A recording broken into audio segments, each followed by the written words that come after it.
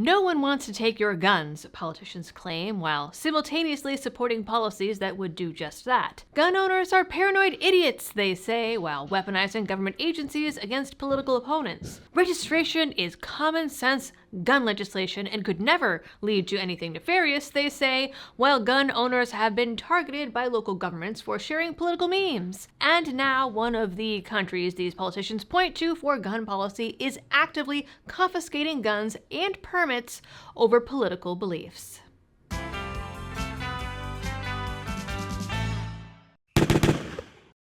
Hello everyone and welcome back to the channel. Many times people look at gun control and weaponized government practices in other countries and say that could never happen here, even though it already has. Military branches have been purged of members for supporting Trump or gun rights or the NRA. The DHS has labeled parents who attend school board meetings as domestic terrorists. The FBI targeted everyday Americans who simply bought Bibles or listened to Ben Shapiro, voted for Trump, expressed support for gun rights, or anyone who flies Gadsden flags or posts Revolutionary War imagery on social media. And when you look at states that still try to enforce good moral character requirements for Second Amendment rights, well, the idea of getting one's rights taken away for political beliefs isn't far off.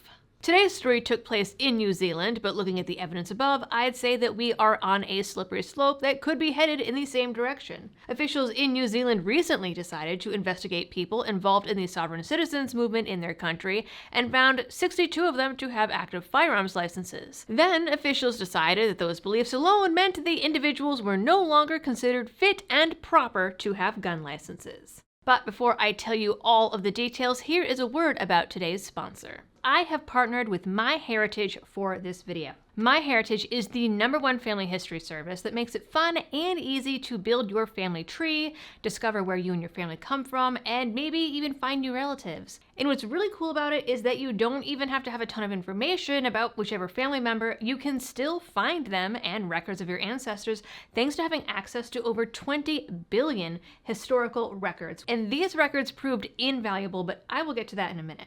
I was actually surprised at how easy it was to add a new family member, and a good number of the names I put in actually had historical documents attached, some even with photos, so that helped me fill in even more information. Now they also have something called instant discoveries. So the site picked one up for me in their records, and I was shocked that just one click pulled up over 40 new family members. There has always been a mystery in my family over who my Nana's biological father really was, leaving us with 3 possible family lines for her. Using the MyHeritage records, I also found entries for all 3 of my grandmother's possible biological fathers, because again, no one knows for sure. Pretty risque for the 1920s, if you ask me. I was able to strike one of those men from the list just based on divorce records alone. And actually, I'm not going to lie, I spent a couple hours on this when I was supposed to be writing your next video, so apologies there. So if you also have some family mysteries or are just interested in history, sign up for MyHeritage for their 14-day free trial to see what kind of family mysteries you can uncover and solve. Now, the New Zealand government poses this whole thing as a way to make sure police don't face violence or risk when dealing with sovereign citizens on police calls. Allegedly, police were called on a couple of these people who, if you're unfamiliar, basically say that all government actions are illegitimate, claim to live under common law, and have complicated documents full of legal jargon to allegedly prove that they're not legal citizens and therefore don't have to pay income taxes. They exist here. The ones that I've met have been completely harmless, and the movement apparently gained popularity in New Zealand after the COVID lockdowns because every crazy government action always has blowback somewhere. Anyway, supposedly on a couple of these calls, the sovereign citizens that they were called on made threats to the police. So, in 2021, the New Zealand police decided that there was a realistic possibility that a violent extremist or a group of violent extremists, motivated by Sovset beliefs, would commit a spontaneous act of violence in response to a perceived assault by government agencies during a routine act of legal or regulatory enforcement.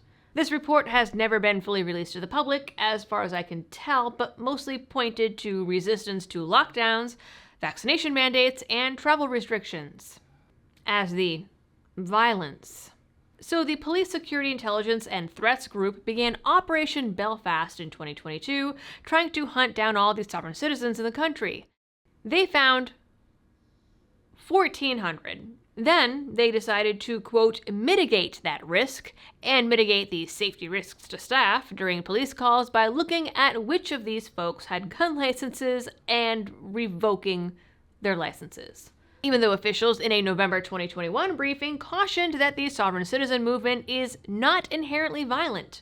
The report also claimed that they only ever saw violence in sovereign citizen groups from overseas, but still cautioned that efforts to enforce the law or institute new COVID decrees could result in backlash. The police paint it as deciding that those 62 people didn't meet their ongoing obligations for keeping their license, but never say what those obligations are beyond the police deciding that they were no longer fit and proper and not wanting to deal with them during police calls. They did admit, however, that most of those people had clean criminal records. Now, so far, none of this sounds so far-fetched that I don't see mirrors of it happening here, especially when you dive into New Zealand law and the Firearms Safety Authority website.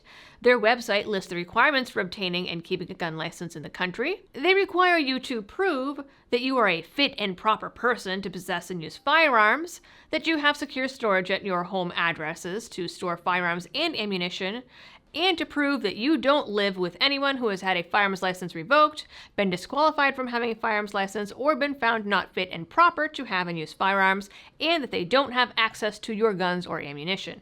And the requirements of being a, quote, fit and proper person include showing you can use guns safely, following safe storage laws, and that you are a person of good conduct and character. Which sounds a lot like some state gun laws that we've heard before, doesn't it?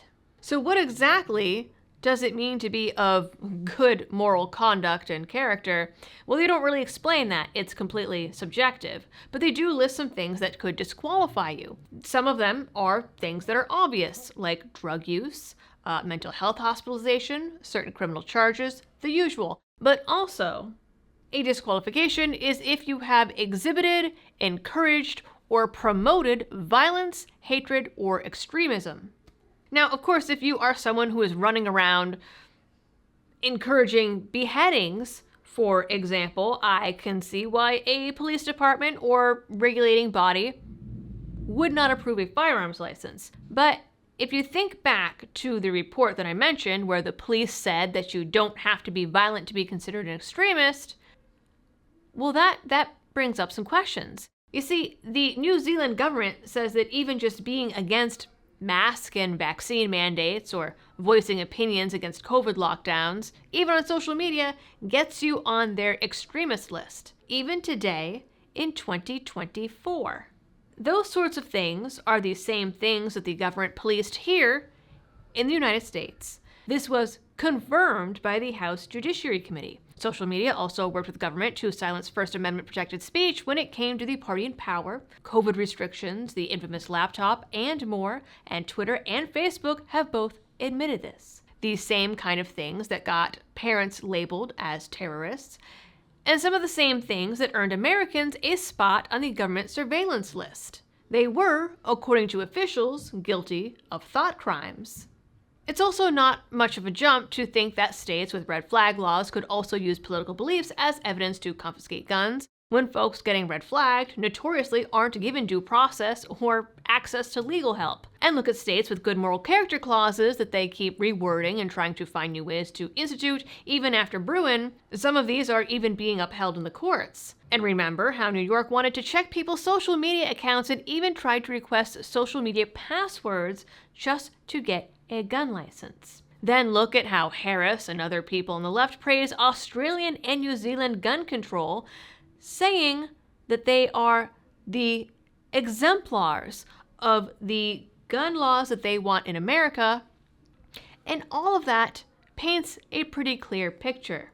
Earlier this year, an old clip of Kamala Harris surfaced saying, "Just because you legally possess a gun in the sanctity of your locked home doesn't mean that we're not going to walk into that home and check to see if you're being responsible and safe in the way you conduct your affairs." It's certainly not a stretch then to think that that same government would want to walk in and investigate your political beliefs and penalize you for them, especially when these practices have already been happening for the last 4 years. Now, this story didn't happen on US soil, but should serve as a cautionary tale as to where our politicians are looking and what could happen if we're not vigilant in protecting our rights to the best of our ability. I'd like to say that nothing like this would ever happen here, but current events and history and the government's seeming mission to adhere to 1984 tells me otherwise. All right, folks, that is it for this video. You guys know the drill for all of the algorithm things. Also, please make sure to check out today's sponsor, MyHeritage, by using my link down in the description. Also, leave a comment down below. And as always, thanks for tuning in. Stay safe out there and happy shooting.